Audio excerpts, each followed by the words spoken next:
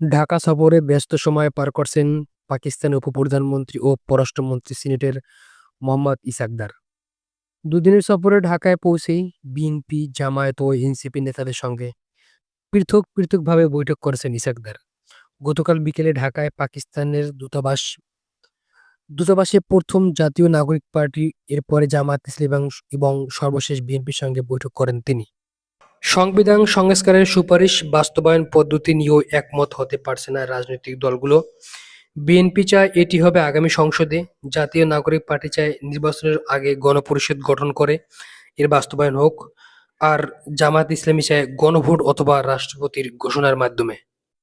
গত বছরের জুলাই-আগস্টের আন্দোলনের মানবতা বিরোধী অপরাধের মামলায় ক্ষমতাচ্যুত সাবেক প্রধানমন্ত্রী শেখ হাসিনা ও সাবেক স্বরাষ্ট্রমন্ত্রী আসাদুজ্জামান খান কামাল সহ ৩ জনের বিরুদ্ধে সপ্তম দিনের সাক্ষ্য গ্রহণ আজকে চলছে। রোববার আন্তর্জাতিক অপরাধ ট্রাইব্যুনাল ১ এর চেয়ারম্যান বিচারপতি মোহাম্মদ গোলাম মুর্তজা মজুমদারের নেতৃত্বাধীন বিচার প্যানেলে এ সাক্ষ্য গ্রহণ অনুষ্ঠিত হওয়ার কথা রয়েছে।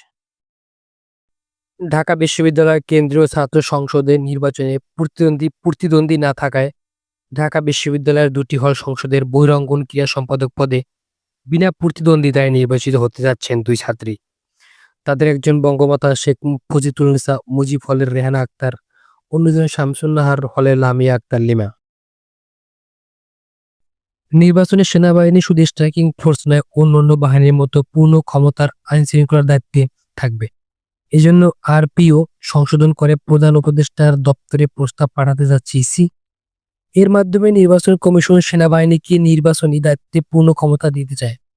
ফলে ম্যাজিস্ট্রেটের চাহিদার উপর নয়, সেনাবাহিনীর স্বাধীনভাবেই নির্বাচনের আইনশৃঙ্খলা রক্ষার কাজ করতে পারবে বলে ডয়েচে ভেলেকে জানিয়েছেন নির্বাচন কমিশনার আব্দুর রহমান মাসুদ।